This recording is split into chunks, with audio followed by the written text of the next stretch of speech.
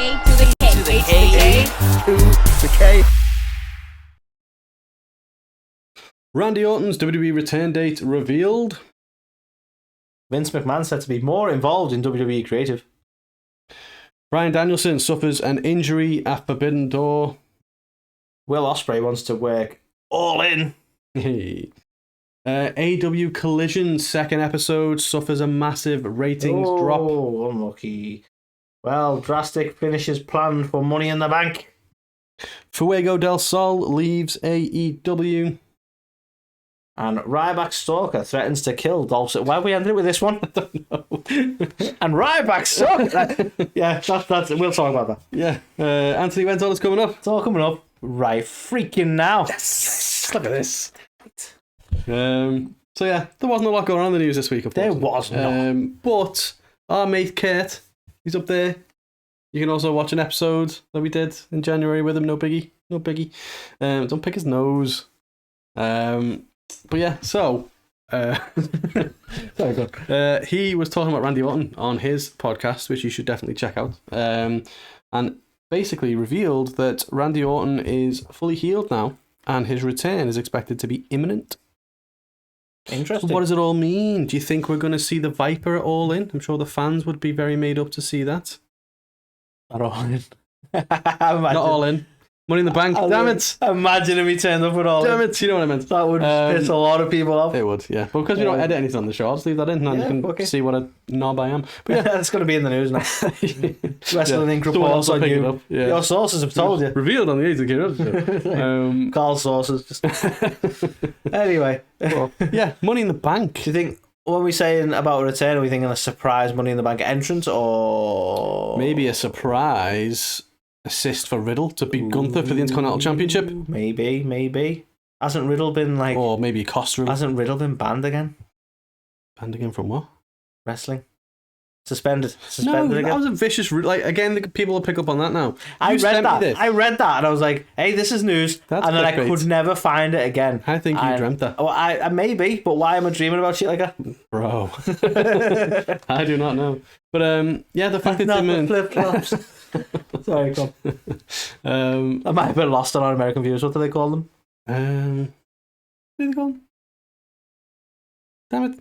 Yeah, I know they're not Australian, so they don't call them thongs. Thongs? That's what I was thinking. Sliders? No, sliders don't have the toe bit.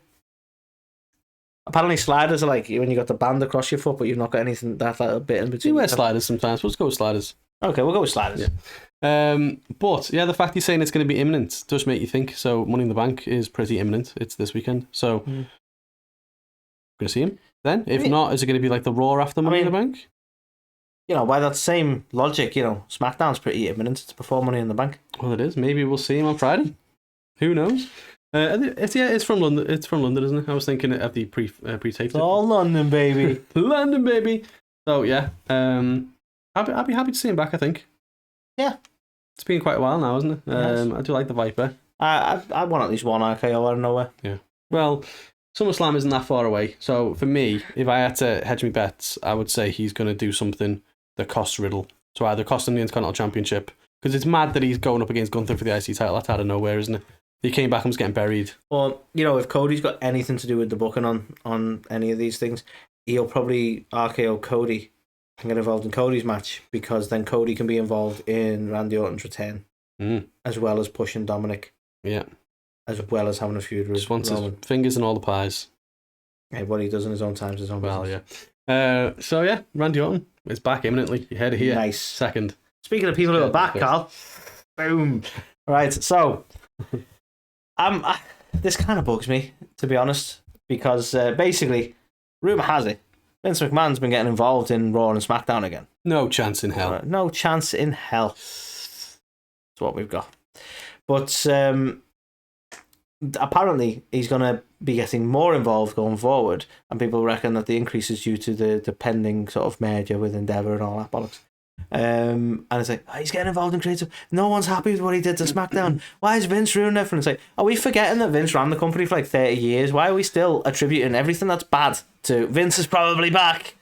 What makes me laugh as well is because there's no consistency to it, and some weeks people don't like certain shows. That's always when Vince had a hand in it. Yeah. And then when the show was good, Vince stayed clear of this one. It was all Triple H. Yeah, all Triple H. Really? Is that what's happening? And this is where, like, I don't know how much stock to put in these stories, because you go, I'm sure he's involved in something. He's obviously back involved in the company, and he's heavily involved in the merger, and apparently Endeavour want him to be, like, have a chairman role or whatever. But you go, well, you can't just every time you don't like an episode of SmackDown or Raw go, Vince was involved in it, or he reportedly was ripping up scripts. Like, really? Reggie? Yeah, poor bastard. Well, Anthony, as an no! as an Evertonian, it's really hard to get rid of your chairman, I found. So I feel the pain that WWE feel. How you can relate. Yeah. But do you have, like, does Everton have, like, a Triple H waiting in the wings who's going to make everything just all better? No. Oh, okay. You know what's waiting in the wings? Relegation. Yay! So, and I'm not, having a go at Triple H. He is very good at what he does. I feel like people are just now going, bad equals Vince, when he ran the company, but as long as he did, and wasn't necessarily, like, bad at what he did. Yeah. Like, he made some fucking wild choices in his time, yeah, but you can't just then suddenly go, every bad bit of booking is a Vince thing. Yeah. I don't understand the rhetoric, to be honest. Like, Raw and SmackDown to a degree sucked for a while. Yes, Vince was running it at the time, right? He still put on that awesome WrestleMania that was, like, before the one that just went, which was better than the WrestleMania that we just had. Yep. That was all Vince. The Bloodline stuff all happened under Vince. Look, here's an example. And I'm not having a go at Triple H when I say this, but bringing back Hit Row and putting Hit Row on TV, two things that Triple H has done in his tenure that weren't necessarily good booking decisions. Am I having a go at Triple H? No. But what I am saying is, you can't go, well, that was probably Vince too. Yeah. I don't understand how he became untouchable. It's like, nothing he ever does could be a bad thing. If something's bad on the show, it must be Vince. Like, Triple H has never booked he booked NXT for a while. That went shit as well, let's be fair. Yeah, but we blame Sean for that now. Yeah. Ever since it went 2.0 and Sean took over, it just went downhill. It's like, you can do it with everything. It was Vince who made it 2.0, wasn't it? Forget the fact that Gold was shit anyway before then. It was like, we can forget that now. People just remember 2.0 and shit. That's all they remember. It's not fair to Daddy Magic and the other one. They used to be called 2.0, didn't they? Oh, right, my bad. Yeah, I get it. The J, yes. But, yeah, interesting. Yeah, I kind of understand why they'd want him around. It's clear that he's going to be around in some capacity. He's not left the company. He's always going to be there. Would you want to try and get rid of that supervillain looking dude? It's a very good point. He's there talking to Endeavour like, I think you'll find escape is quite impossible. Like, what you're not going to argue with that guy? Yeah, I think it remains to be seen. I don't know why he went exceedingly British with that, but whatever. He looks British though with the moustache. But yeah, nice cup of tea, Susan. Yeah, I don't know how involved he's going to be. He's always going to have level of involvement. He always has.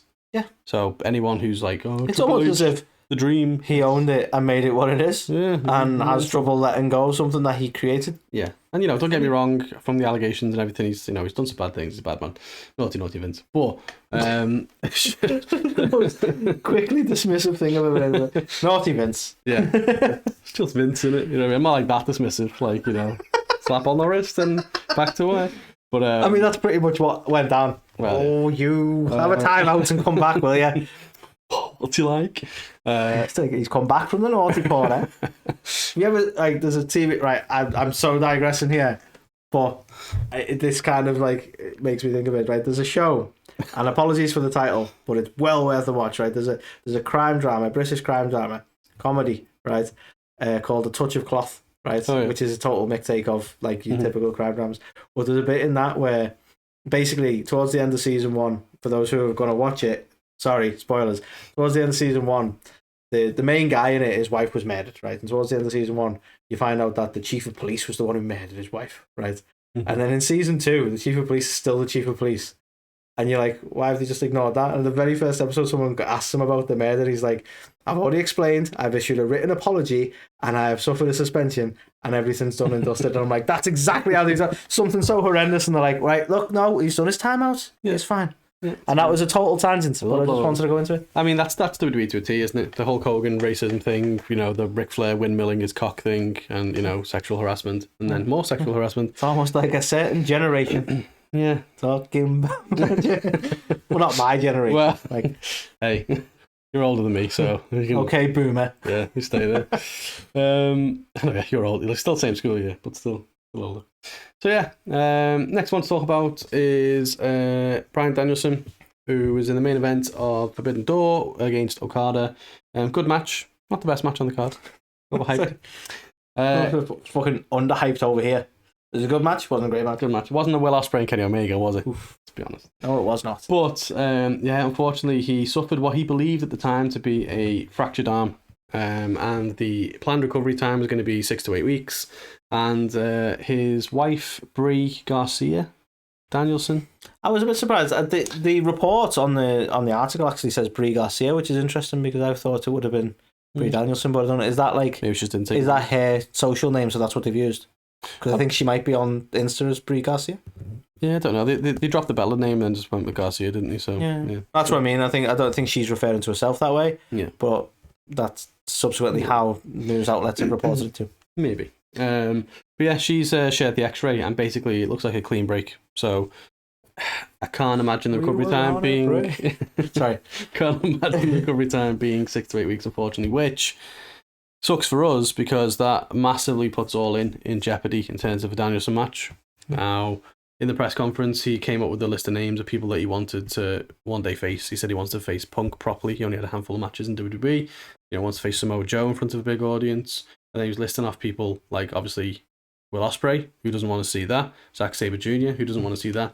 Pac, that's the one I want to see the most. That would have been the All-In match. So, yeah, this Derby. How have we not seen Danielson anyway? Because nobody wants that. Fuck off. That would be a good. That would be a good match. So yeah, I'm gutted. I hope somehow through some medical miracle we can have him heal up in time to like a Super Cena thing and be like, he's going to be out for 4 months. He's like back in a week.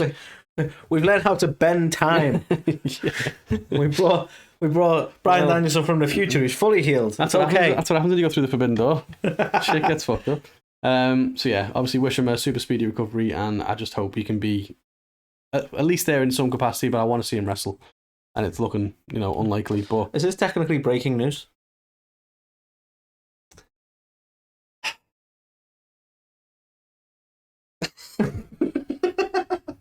I was going to keep that going, but I'm aware we've got audio listeners who will just wonder what the dead silence was. Yeah. Anyway, so Carl, speaking of wrestling, Will Ospreay. Look at him, sexy, isn't he? Anyone who's watching, look at this guy. Anyone who's listening, my new favourite wrestler. Carl likes Will Ospreay. Yeah. We've over Drew. So, obviously, hell of a match at Forbidden Door. Subsequent interviews led people to ask, do you want to be involved at All In? It's Liverpool, I was going to say. No, it's not. It's Wembley, actually. That's when I show up at the airport. This way, Mr. Ospreay. Why the fuck are we going through here? Why are we heading north? Get in the van. Yeah, fair enough. So, obviously, they're talking about All In. He's a Brit. Naturally, they're like, well, are you going to be at All In? Do you want to be at All In, etc.? And he's made it very clear he would love to do All In. He takes a lot of pride in wrestling in general, but in the British wrestling scene, he's absolutely made up for Wembley, and has basically said, he's available. That's no problem at all. But it's not his decision. The decision maker is one Tony Khan. So it's whether Tony wants to book that. So he's sort of confirmed that Tony hasn't approached him over anything yet, or he's certainly suggesting that that's the case. That may not necessarily be true, to keep a little bit of mystery in life. But the suggestion is he would love to do it, but we haven't got anything in the books just yet, which is interesting. And I do not mean the Young Bucks. Nothing in the books. Yeah, I think Tony would be mental to not put him on the show in some capacity, even if it's like Tony Khan mental. Nah, it just what a fantastic opportunity. Everyone's like buzzing off the back of the Forbidden Door match. Everyone wants to see him again. You could do him versus Kenny again. You could go a completely different direction. Put him with fucking anybody in the company. Cesaro, you know what I mean? Well, Claudio. Just randomly big and people. Yeah, but like, you know what I mean? Why not Darby? Well, why not? He went against Orange Cassidy last Forbidden Door, and that was a banger. So, yeah, I want to see him. I want to see him there. And I think he deserves to be there for everything he's done over the last kind of year or so. And yeah, he's all right, isn't he? He's fucking brilliant, isn't he? He's pretty good. Considering, like, we don't really know that much about him, we haven't really seen much of his stuff. Like, he is definitely one of the best. He's got to be. He's got to be up there. He's brilliant. So indeed. Yeah, get him on the show, Tony. Book it. Mega. Book it. There you have. So, Let me click into this link on my phone so I get the actual numbers. So Collision obviously debuted the week before last to a fantastic 800,000. It was over 800,000 viewers. It had a fantastic demo. It's like 0.33. 816,000 it was the very first episode, right?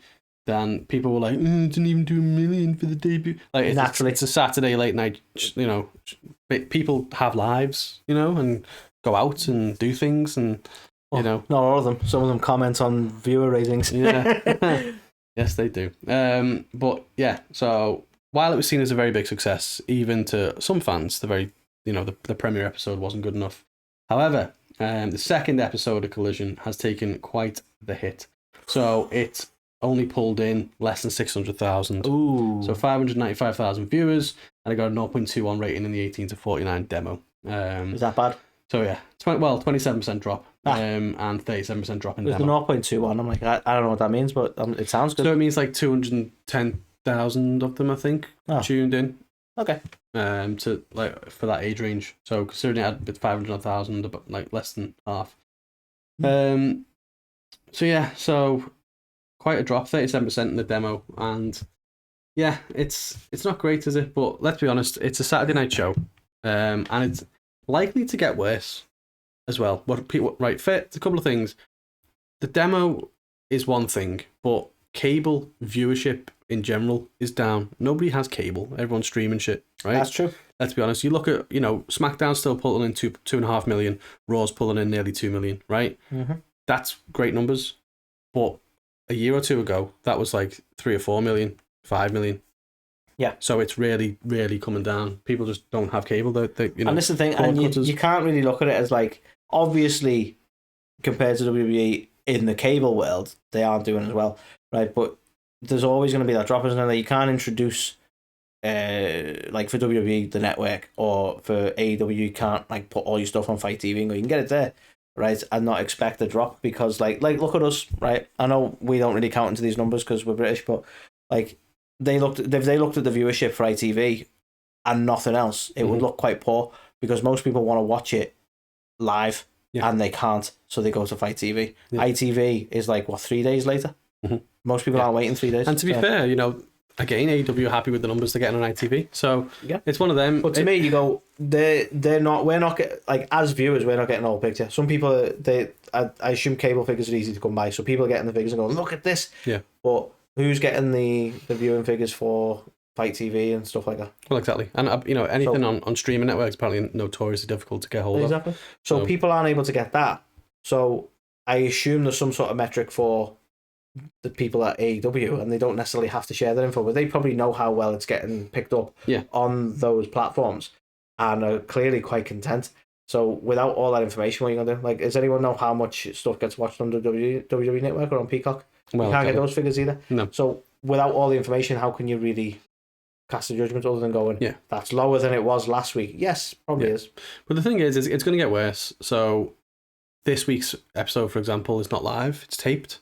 So people already know the outcomes.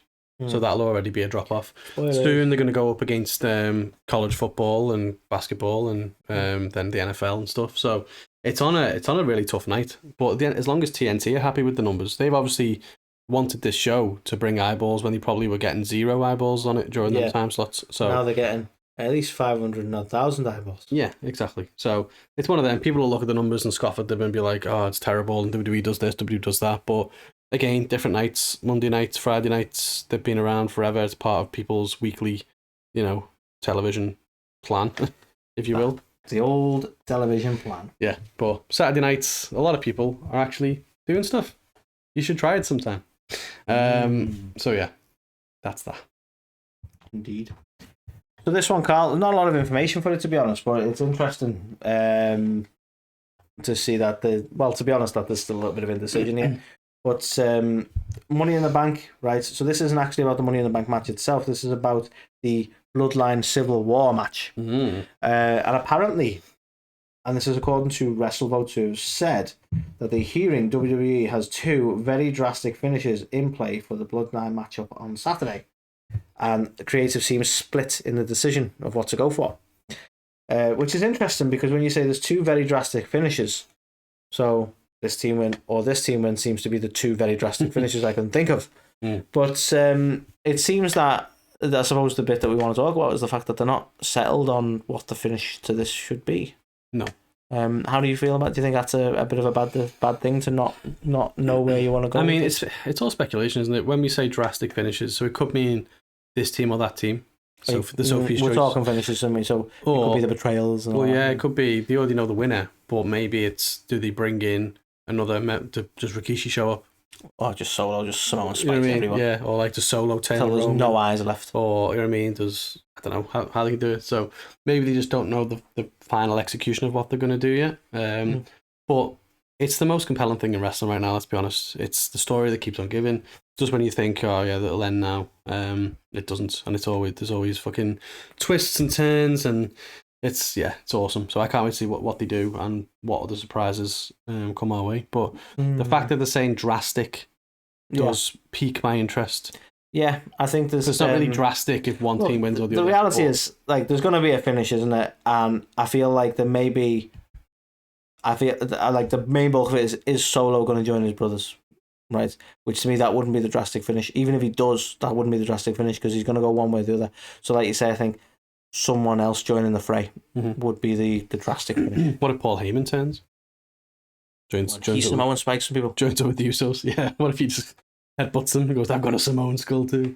But yeah, that's what's so exciting about it. I don't know what, like, the last time stuff like this happened and they came over to the UK, it was when we thought Drew was definitely going to dethrone Roman, and then Solo turned up out of nowhere. So there's still plenty of surprises and twists and turns, to come. So maybe that's the twist. Maybe they've learned how to clone Solo, and Solo's going to turn up out of nowhere. Another Solo, and it's like, wait a minute. Like the Dunk the Clown thing, and they're just like, what? Mirror. Yeah, I'm excited for it. I'm interested to see where it goes on the card. Does it go last? I mean, surely you wouldn't put it last. I don't think it should be last. I think Seth and Balor should be last. Because, Damien's going to betray. It was fucking first on the pay-per-view that was meant to crown the fucking first ever champion. No way it's going on fucking last. No, I mean, Roman does get the prize. The real champion will be in the main event, let's be fair. So. We're not going to put the second place, the silver medal, that's not going to go on main event, I'll take your points. But no, I'm very excited. I can't wait to see what goes down.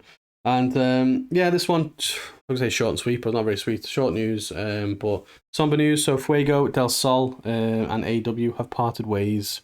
So as of the 1st of July, I think, he will officially be a free agent. There's no real report on why either, is there? No, I think, obviously, looking back, I don't know if Tony ever really intended to fully sign him for a long-term thing. If you remember, he surprised him with a contract that was real after one of the matches he had on the stage, and he was like, holy shit. And Tony, let's be honest, he's spending a lot of money. Got a lot of fucking money. He's spending a lot of fucking money. True. You've got to look at some of the fringe talent now and just see whether they're going to go. You've kind of seen it happen with people from the Dark Order and stuff like that. What's his face? I was going to say, but who's it? Disrespectful. That other guy. But you've seen it happen with other people where they've kind of just ended up leaving. Which is ironic. He's just brought out a game called Fight Forever, and he's like, "Yeah, you know that. You're not going to fight forever." Yeah. Not ideal. Which I'm fuming about that as well, because it comes out tomorrow, and I had an email before saying we're not receiving stock of it till tomorrow, so we won't get it on release day. Bricks, bastards, cunts. Fuego basically revealed on Twitter that he is leaving, and then he got a bit of a... Any reports on where he's headed? What? Any reports on where he's headed? No, I think he's taking indie bookings. He said that he's obviously still young and he's got a lot to prove and all that. Well, we don't know that. Well, yeah, who even is this guy? But yeah, just thank the fans and thank the AEW. There's no bad blood there. He's, can't believe he's ever been able to sign with them and stuff. And now that the work starts here to, earn his way back, I guess. So, yeah, best of luck to Fuego. My way. Yeah, best of luck to him, and hopefully we see him soon. Indeed. Well, this is a bit of a bum note to end on. To be honest, historically, I've never been much of a fan of Ryback, and certainly recently there's constant barrage on the social medias of like, we should have a match between me and Goldberg, and it would draw, if they advertise it, we would make massive numbers. Like, stop deluding yourself, man. Right, but I don't want to talk about that. I want to talk about the fact that quite recently he done one of his live social media things to talk about protein powder, probably. And he seems to be having some issue with a stalker, Carl. I didn't realise this. So there's a chap under a few different aliases, but I think notably in this particular video called Chase, who seems to have some sort of obsession with Ryback, and was saying a few wild things. That Ryback has fortunately recorded this, but one of the notable comments he's made was about Dolph Ziggler, who obviously Ryback in real life behind the scenes is good friends with Dolph. This chap's basically said that he's going to cut his head off, which is a hell of a threat to make, and hopefully, as most people on the internet are, it's just an idle threat from a troll. But you can never be too careful with stuff. Well, like we've this. seen stuff, play out in the real world where people start off on Twitter and then try and kidnap people and do stuff. Look, Sonny Deville. Well, exactly. Honestly, even your minor things. Look at there was a chap on Twitter who was actually friends with us on Twitter for a long time, who was the one who tried to attack Chris Jericho at AEW. Yeah, tried to climb over the barriers and get it. Like some people just they can't separate the art from the art. You know, the art from the art. Yeah, yeah. Fuck it, why I can see why they struggle with that. You know, and so obviously Ryback. To be fair to him, as I say, never been big on Ryback as a wrestler, but to be fair to him, he's handled this the right way. And as for those who are wondering why I've just started smiling about such a serious topic, because Carl's just stole the remote from me. Move stuff around, you hear it on the microphone, and then it's whatever, like, man. Just let me talk, right? Surroundings. So, so he's reported this to the correct authorities, and I think it may be the FBI who are looking into it, but it's being sort of dealt with. But interestingly, what hasn't happened is Twitter hasn't deemed it a violation of their terms of service. So Twitter have no issue with this guy or what he said or how he's acted, which is, Elon's Twitter, I suppose. Yeah, it's a very odd place, Twitter. It's always been odd. It's extremely odd at the minute. And that's the news. Yeah, bringing all the fun-filled news for you. So yeah, another fun-filled week for that, and leave us a like, drop us a comment. I like it's not even a request anymore. Leave us a like. Do it. But still, you don't have to hit that notification bell. Don't be a notification bell end. Don't do that. Just catch us when you can. That's like a film or something, right? Tom Hanks. Yeah, great film. That it's a good film. Yeah. But yeah, and also if you listen to us, thank you very much for taking the time to listen to us. Listen to us, before you go to sleep at night, and on your way to work, and no, you don't want to make you fall asleep while you're driving. No stuff. Don't operate heavy machinery while you listen to us. It was so soothing. Yeah, true. And if you didn't listen to us, well, it doesn't really matter what we say about you. Yeah, you're not going to know. They don't listen right now, are they? They're not going to listen. You jerk. Inconsiderate twats. So yeah, but thanks as always, and we'll catch you on the next one.